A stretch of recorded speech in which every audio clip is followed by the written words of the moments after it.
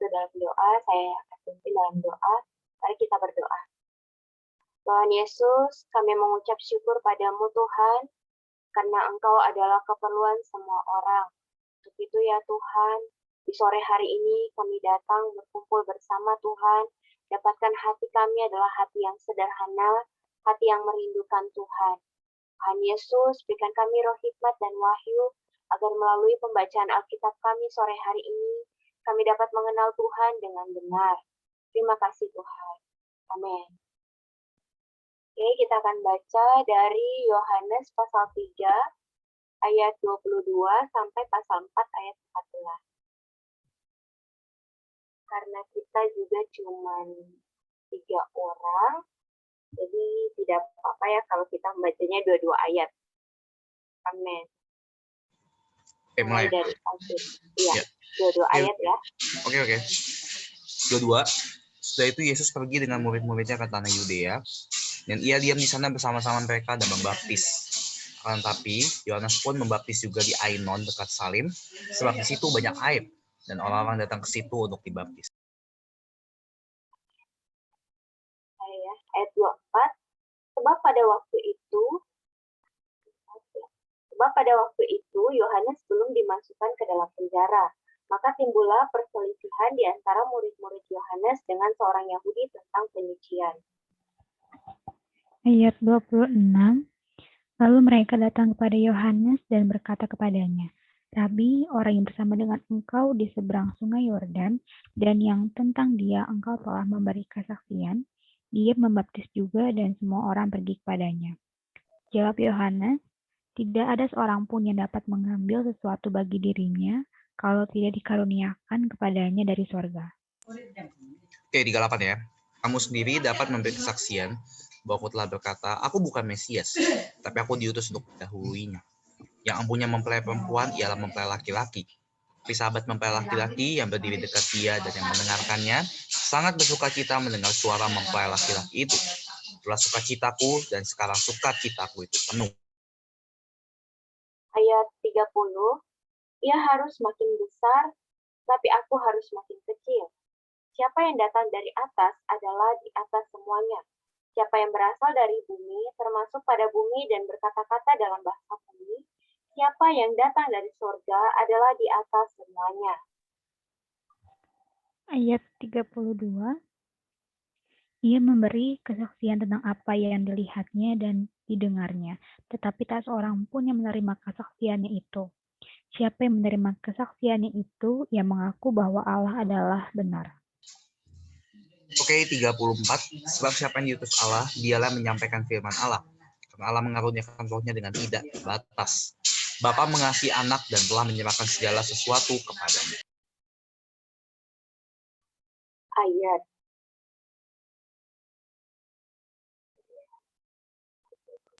36 ya. Barang siapa percaya kepada anak, ia beroleh hidup yang kekal. Tetapi barang siapa tidak taat kepada anak, ia tidak akan melihat hidup, melainkan murka Allah tetap ada di atasnya. Pasal 4 ayat 1. Ketika Tuhan Yesus mengetahui bahwa orang-orang Farisi telah mendengar bahwa ia memperoleh dan membaptis murid lebih banyak daripada Yohanes. Ayat 2. Meskipun Yesus sendiri tidak membaptis, melainkan murid-muridnya, ia pun meninggalkan Yudea dan kembali lagi ke Galilea. 4. Ia harus melintasi daerah Samaria. Maka sampailah ia ke sebuah kota di Samaria yang bernama Sikar, dekat tanah yang diberikan Yakub dahulu kepada anaknya Yusuf. Ayat 6. Di situ terdapat sumur Yakub. Yesus sangat letih oleh perjalanan, karena itu ia duduk di pinggir sumur itu. Hari kira-kira pukul 12. Maka datanglah seorang perempuan Samaria hendak menimba air. Kata Yesus kepadanya, berilah aku minum. Ayat 8, sebab murid-muridnya telah pergi ke kota membeli makan. Maka kata perempuan Samaria itu kepadanya, masakan engkau, orang Yahudi, minta minum kepadaku, seorang Samaria? Sebab orang Yahudi tidak bergaul dengan orang Samaria. Oke, 10. Jawab Yesus kepadanya, jikalau engkau tahu tentang karunia Allah dan siapakah dia yang berkata kepadamu, berilah aku minum, maka niscaya engkau telah meminta kepadanya dan ia telah memberikan kepadamu air hidup. Kata perempuan itu kepadanya, Tuhan, engkau tidak punya timba dan sumur ini amat dalam. Dari manakah engkau memperoleh air hidup itu? Ayat 12, adakah engkau lebih besar daripada bapa kami Yakub yang memberikan sumur ini kepada kami dan yang telah minum sendiri dari dalamnya, ia serta anak-anaknya dan ternaknya? Jawab Yesus kepadanya, barang siapa minum air ini, ia akan haus lagi. Ayat 14, tetapi barang siapa minum air yang akan kuberikan kepadanya, ia tidak akan haus untuk selama-lamanya. Sebaliknya, air yang akan kuberikan kepadanya akan menjadi mata air di dalam dirinya, yang terus-menerus memancar sampai kepada hidup yang kekal. Amin. Amin. Puji Tuhan. Kita baca sekali lagi bersama-sama ayat 14 ya. Amin. Tetapi barang siapa minum air yang akan kuberikan kepadanya, ia tidak akan haus untuk selama-lamanya. Sebaliknya, air yang akan kuberikan kepadanya akan menjadi mata air di dalam dirinya, yang terus-menerus memancar sampai kepada hidup yang kekal. Amin. Puji Tuhan, teman-teman. Kita akan lihat bersama-sama ya. Boleh minta tolong share screen, Karena untuk porsi kita malam hari ini.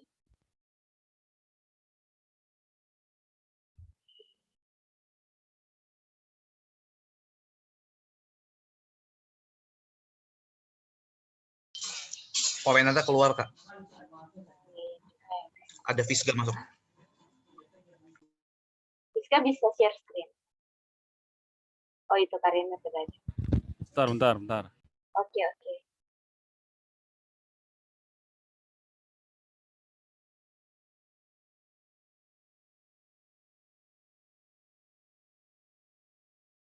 Amin. Puji Tuhan. Sebelum kita bahas ini, ke ini dulu Karina, ke poin pentingnya untuk hari Rabu. Ya, di hari Rabu ini kita akan membahaskan hari Senin. Kita sudah melihat bahwa prinsip hayat dan tujuan hayat. Prinsip. Kemudian kita yang kemarin kita melihat ada keperluan orang kufur, di mana di situ ada Nikodemus. Dia adalah orang yang mulia ya, dikatakan mulia. Maksudnya di sini dia adalah orang yang sangat terpelajar. Dia adalah orang yang terpandang gitu, golongkan sebagai orang yang kufur. Dan apa keperluan dia, yaitu kelahiran kembali. Hari ini, hari Rabu, kita membahas keperluan orang amoral, yaitu kepuasan hayat. Oke, baik, Karina, kita ke ayat kunci hari ini. Amin, puji Tuhan. Di Yohanes pasal 4 ayat 14 ini diambil sebagai ayat kunci untuk hari ini. Di mana kita lihat tadi kepuasan hayat. Hayat di sini kan dilambangkan sebagai air kan. Air itu adalah hayat, artinya di sini melambangkan kehidupan dari manusia gitu. Kita boleh baca bersama-sama ya, Yohanes 4 ayat 14. Tetapi barang siapa minum air yang akan kuberikan kepadanya, ia tidak akan haus selama-lamanya. Sebaliknya, air yang akan kuberikan kepadanya akan menjadi mata air di dalam dirinya, yang terus-menerus memancar. Amin. Sampai kepada hidup yang kekal. Amin. Yang pertama ini katakan minum air. Kita minum air, hasilnya adalah ia tidak akan haus untuk selama-lamanya. Wah, air yang seperti apa ini? Berkata bahwa air ini tidak akan membuat kita haus untuk selama-lamanya ya. Kemudian sebaliknya air yang akan kuberikan kepadanya ini, maka tidak hanya kita tidak akan haus untuk selama-lamanya kalau minum air yang Tuhan berikan, tapi juga air ini itu akan menjadi mata air di dalam setiap orang yang minum, dan terus-menerus dikatakan sini, yang terus-menerus memancar sampai kepada hidup yang kekal. Wah, air yang seperti apa ini ya? Kalau air yang saat ini yang kita minum nih, hari ini kita minum, ya jangan kan hari ini ya, hari ini misalnya menit berapa ini kita minum. Tunggu jangka waktu kemudian kita akan haus lagi. Tapi air di sini tuh air yang seperti apa yang Tuhan maksudkan? Oke, kita bisa lihat ya sama-sama, nanti kita akan tahu air yang Tuhan maksudkan ini apa sih sebenarnya. Kita akan masuk ke dalam poin kebenaran, yaitu yang pertama, kondisi Samaria adalah gambaran dari kondisi kita yang tersampingkan. Bagaimanakah sebenarnya yang terjadi? Jadi sebenarnya mengapa Samaria, kota Samaria ini digolongkan sebagai tempat atau kota yang tersampingkan gitu, tidak dipandang gitu. Ada yang bisa tahu? Mungkin sering kita bahas ya perkara Samaria ini. Ada yang masih ingat perkara Samaria? Yang ini bukan Kak, yang bukan keturunan Israel, orang Samaria. Iya, bagaimana? Yang, apa-apa. Yang ini Kak, yang beda, bukan dari satu suku Israel gitu, bukan ya Kak? Ya, oke, terima kasih jawabannya Enika. Kita bisa lihat ya sama-sama ada apa sih sebenarnya orang Samaria ini sehingga dikatakan tersampingkan gitu. Karena boleh kita tolong next slide. Nah, inilah. Bisa lihat ya, Samaria adalah satu daerah utama di bagian utara negara Israel. Jadi sebenarnya Samaria ini adalah bagian dari negara Israel. Namun, kita lihat ya, sekitar tahun 700 sebelum Masehi, orang-orang Asyur itu menaklukkan tempat ini. Orang-orang Asyur ini adalah orang yang bukan Israel. Lalu, orang Asyur yang mereka lakukan terhadap kota Samaria ini adalah mereka itu membawa orang-orang Babel. Orang-orang Babel ini kita tahu adalah orang-orang yang menyembah berhala kan. Mereka adalah mereka bukan orang Israel, bukan keturunan Israel. Dan negara-negara kafir untuk mendiaminya. Negara-negara kafir, kalau kita lihat berdasarkan Alkitab, negara-negara kafir atau orang-orang kafir adalah orang-orang yang bukan orang-orang Yahudi asli. Jadi itulah negara-negara kafir. Nah, sehingga awalnya orang Samaria ini adalah penduduk asli dari orang Israel, tapi karena orang Asyur ini di sekitar tahun 700 sebelum Masehi menaklukkan kota Samaria ini, sehingga ya ini sudah terjadi percampuran. Makanya di sini tuh orang-orang Yahudi itu tidak mereka itu memandang sebelah mata orang Samaria dan mereka menganggap bahwa orang Samaria ini adalah orang yang memiliki darah campuran atau tidak pure lagi orang Yahudi, sehingga mereka tidak terlalu dipandang. Kayak kita lihat di ayat tadi yang telah dibaca oleh Yunika di ayat 9 itu ada ditulis di sini, maka kata perempuan Samaria itu kepadanya, masakan engkau seorang Yahudi minta minum kepadaku seorang Samaria? Sebab orang Yahudi tidak bergaul dengan orang Samaria. Nah, kita lihat background-nya karena ini. Mengapa sampai orang Yahudi tidak bergaul dengan orang Samaria? Karena background-nya ini. Di pandangan orang Yahudi bahwa orang Samaria ini adalah keturunan campuran, mereka bukan pure lagi orang Israel, mereka darah mereka itu darah campuran, sudah tidak pure lagi orang Israel. Nah, sejarah memberitahu kita bahwa mereka memiliki kelima kitab Musa. Bahwa orang Samaria ini memiliki kitab Musa. Bahkan mereka menyembah Allah ini menurut bagian kitab Perjanjian Lama itu. Tetapi orang-orang Yahudi tidak mengakui mereka sebagai salah satu bagian dari orang-orang Yahudi. Nah, semoga ini bisa membantu kita ya hari ini. Inilah background dari orang Samaria itu tidak dipandang oleh orang-orang Yahudi. Kemudian pertanyaan nomor 2. Kita tolong Karena. Bila minum air ini dalam ayat 13, kita bisa baca ya ayat 13, jawab Yesus kepadanya, barang siapa minum air ini, ia akan haus lagi. Nah, bila minum air ini dalam ayat 13, dikatakan akan haus lagi. Apa maksudnya? Mengapa? Ada yang bisa jawab? Air ini tuh maksudnya air yang di sumur itu, yang ditimba oleh perempuan ini, perempuan Samaria. Mengapa karena air biasa, Kak. Ya, air biasa, Kak, bukan air hayat. Ya, benar. Amin. Ya, kita sama-sama menjawabnya ya. Terima kasih Alvin untuk jawabannya. Oke, karena itu air biasa, betul sekali air biasa. Karena boleh minta tolong next slide. Ya, kita lihat ya. Benar, satu aspek itu adalah air biasa. Atau di sini dikatakan air ini, cara perlambangannya adalah air ini mengapa sampai bisa haus lagi? Karena sebenarnya air yang dimaksud di dalam ayat 13 ini melambangkan kenikmatan benda-benda material dan penghiburan pelesiran duniawi. Semuanya itu tidak bisa meleraikan dahaga batinnya manusia. Tak peduli seseorang telah berapa banyak minum air, material, dan duniawi, dia akan haus lagi. Semakin banyak minum air ini, rasa hausnya semakin bertambah. Inilah yang dimaksudkan air ini di dalam air yang di ayat 13 ini. Betul yang Alvin bilang secara physically, air ini air biasa, betul, bukan air hayat, bukan air yang dari Tuhan sendiri gitu. Air hayat yang esensinya itu adalah Tuhan sendiri. Tapi ini air biasa yang biasa kita minum.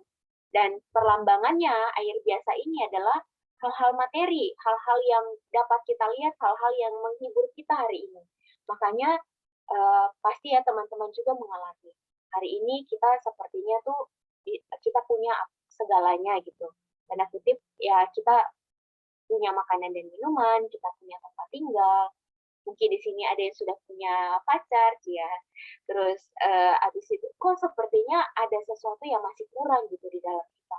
Masih saja ada kurang, masih saja ada kurang, masih saja sepertinya saya sudah nonton Instagram, saya sudah main media sosial, saya sudah kuliah, saya sudah mengerjakan ini dan itu, tapi satu waktu kita bisa merasakan kok sepertinya ada yang kurang. Gitu. Nah inilah yang dilambangkan. Karena ini adalah hal-hal yang material, hal-hal yang duniawi, sehingga tidak dapat memuaskan kita. Ini yang tidak dapat memuaskan kita atau membuat kita itu akan semakin haus dan haus lagi. Oke, yang yang ketiga, hanya hidup yang hanya hidup yang kekal yang dapat memuaskan kita. Apa artinya hidup yang kekal ini? Yaitu hayat yang kekal ya, yang dapat memuaskan kita. Apa artinya? Yaitu di ayat 3 yang kita boleh baca bersama-sama. Ini adalah hayat Allah yang bukan ciptaan, yang bukan hanya kekal di dalam waktu, juga kekal dan ilahi di dalam sifat. Artinya hari ini sebagai keperluan orang amoral ya dikatakan di sini, karena perempuan Samaria ini bukan karena background-nya sehingga dikatakan amoral, tapi sebenarnya perempuan Samaria ini dia itu sudah menikah 5 kali dan saat ini yang sedang bersama-sama dengan dia itu bukan suaminya kalau kita baca di ayat-ayat selanjutnya gitu. Sehingga Tuhan Yesus itu memang kalau kita lihat ya, sebenarnya Tuhan Yesus itu sengaja gitu datang ke sumur itu karena Tuhan Yesus tahu perempuan ini tuh pasti akan menimba air. Dan Tuhan Yesus datang ke sumur ini tuh kita lihat perempuan ini tuh perempuan amoral kan. Kalau misalnya tidak hati-hati bisa menimbulkan gosip. Kalau kita lihat amoral kan ya orang yang ya tanda kutip itu perbuatan yang mohon Tuhan belas kasihan saya, mohon belas saya dengan darah.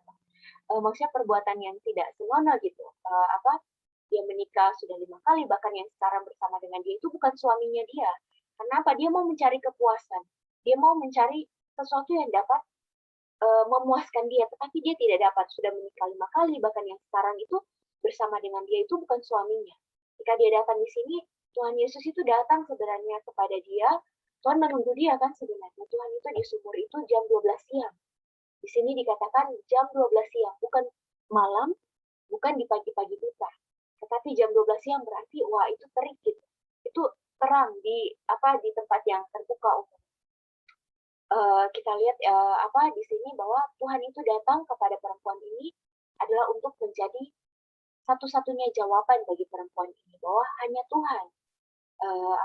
Kita tahu bahwa Tuhan Yesus sendiri adalah hayat yang kekal, hayat Allah atau di sini dikatakan hidup yang kekal. Ketika kita misalnya dalam contoh ya setiap hari ketika kita sepertinya walaupun kita ada pergumulan dan lain sebagainya, sepertinya hari-hari ini juga Kak Iva mengalami bagaimana banyak hal yang Kak Iva lakukan sepertinya itu tidak dapat memuaskan. Tetapi ketika datang menyediakan waktu untuk berdoa, merenungkan firman Tuhan, berkidung, itu membuat hati itu ada damai sejahtera, bahkan memberikan ada kelegaan. Jadi hari ini bukan hanya perempuan yang sedemikian ya, yang amoral gitu. Tapi hari ini kita pun di sini, keperluan kita hari ini adalah Tuhan.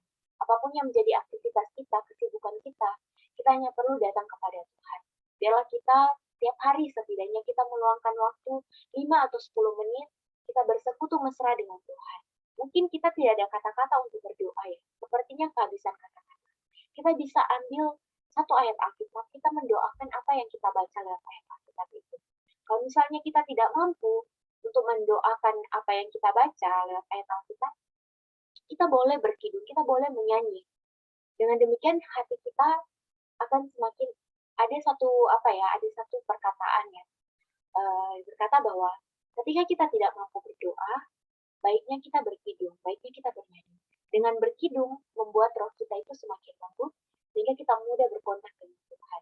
Yalah, ini menjadi pengalaman kita ya, bahwa yang dapat memuaskan kita, yang dapat memberikan kepuasan di sini adalah diri Tuhan sendiri sebagai hayat yang kekal, air hayat ini, air yang dibahas di dalam porsi kita hari ini. Puji Tuhan. Ada yang mau sharing atau mau bertanya?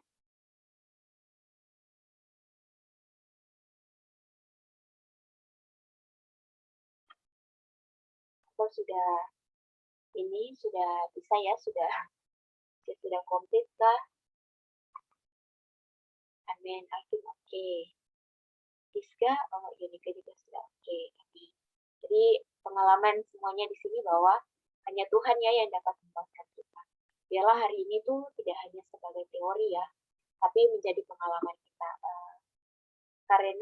Kayaknya Karena lagi ini ya, coba Nika mau ajak kita sama-sama kembali membaca Yohanes 4 ayat 14 dan kita mendoakan ya satu-satu dari kita kembali mempersembahkan waktu kita. Maksudnya mempersembahkan di sini kita berdoa, kita menyerahkan waktu kita kepada Tuhan untuk semakin banyak minum Tuhan sebagai air ini yang membuat kita tidak akan haus selama-lamanya. Amin, puji Tuhan. Kita baca bersama-sama ya. Tetapi barang siapa minum air akan yang akan kuberikan diberikan kepadanya, dia tidak haus untuk selama-lamanya. Sebaliknya, air yang akan kuberikan kepadanya akan menjadi mata air di dalam dirinya, yang terus-menerus memancar sampai kepada hidup yang kekal. Amin, puji Tuhan. Kita boleh mendoakan ayat ini dengan cara yang pertama kita sebut Tuhan Yesus, firman-Mu berkata, maaf ya, ini sebenarnya perkataan Tuhan Yesus ya. Jadi kita langsung boleh berkata, Tuhan Engkau berkata, barang siapa minum air. Atau di sini Tuhan Engkau berkata, tetapi barang siapa minum air yang akan kuberikan kepadanya, dia tidak akan haus untuk selama-lamanya. Kita boleh doa seperti itu, kemudian kita lebih subjektif lagi kita berkata, Tuhan, aku mau minum air ini. Tuhan, aku mau minum Engkau Tuhan yang sudah Engkau berikan kepada kami. Kan Tuhan sudah memberikan dirinya kepada kita ya. Sehingga Tuhan, aku tidak akan haus selama-lamanya. Biarlah ini menjadi doa kita ya teman-teman. Amin. Kita boleh bergiliran ya. Amin. Tuhan Yesus. Tuhan Yesus. Tuhan Yesus, Engkau berkata kepada kami, barang siapa minum air. Tuhan, hari ini Tuhan, aku mau minum air yang Engkau berikan kepadaku. Tuhan, sehingga aku tidak akan haus untuk selama-lamanya. Amin. Ya, betul Tuhan. Oh Tuhan, terima kasih. Oh, Kami terus memberikan air itu kepada kami. Kami minum air yang biasa itu kami akan haus lagi. Minum air yang diberikan kepadamu, Tuhan, kami tidak akan haus lagi. Amin. Amin. Betul Tuhan. Amin. Tuhan, terima kasih Tuhan. Tuhan atas perkataan-Mu. Tuhan, terima kasih Kau memberikan kami air. Tuhan yang membuat kami tidak haus lagi. Amin. Amin. Amin. Puji Tuhan. Terima kasih Tuhan atas air yang Kau berikan kepada kami, sehingga kami tidak haus lagi ya Bapa. Air yang Kau berikan sangat membuat kami bersuka cita luar biasa ya Bapa. Terima kasih banyak ya Tuhan Yesus. Amin. Amin. Puji Tuhan. Eva akan tutup dalam doa ya. Amin. Tuhan Yesus.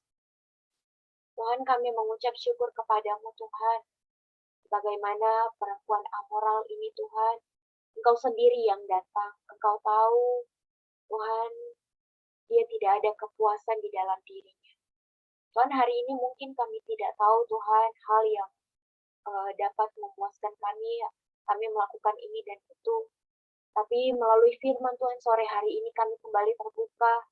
Kami mau memiliki hati yang sederhana datang kepada Tuhan. Tuhan, Engkau berkata, barang siapa minum air yang Kau berikan kepada kami, Tuhan. Hari ini Amin. kami mau minum, Tuhan, air ini. Sehingga kami Amin. tidak akan haus selama-lamanya. Tuhan, Amin. hal-hal yang di luar akan membuat kami haus dan haus. Tapi puji Amin. Tuhan, sore hari ini kami mengapresiasi Tuhan. Kami Amin. memuji Tuhan. Bahwa hanya Tuhan yang dapat membuat kami tidak akan haus selama-lamanya. Amin. Tuhan, kami berdoa sore hari ini, berdoa untuk Alvin, Yunike, Karenar, juga Fisga, dan aku, Tuhan. Tuhan, Amin. dapatkan masa muda kami. Di masa-masa muda kami ini, Tuhan, kami semakin banyak minum di Kau sebagai air Amin. hidup. Sehingga kami tidak akan haus selama-lamanya. Amin. Puji Amin. Tuhan. Terima kasih, teman-teman. Kita akan foto bersama ya.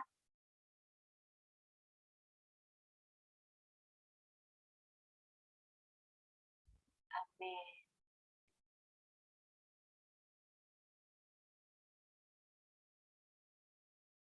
Karenar. Oke, sekarang Ya. hitung ya. 1, 2, tunggu. 3. Sekali lagi. 1, 2, 3. Oke. Amin. Puji Tuhan. Terima kasih, Alvin, Terima kasih, Fisga, Kak, teman-teman. Terima Yunike, kasih. Karenar. Tuhan Yesus Terima memberkati. kasih. Tuhan berkati. Amin. Terima kasih. Sampai Amin. ketemu lagi. Amin.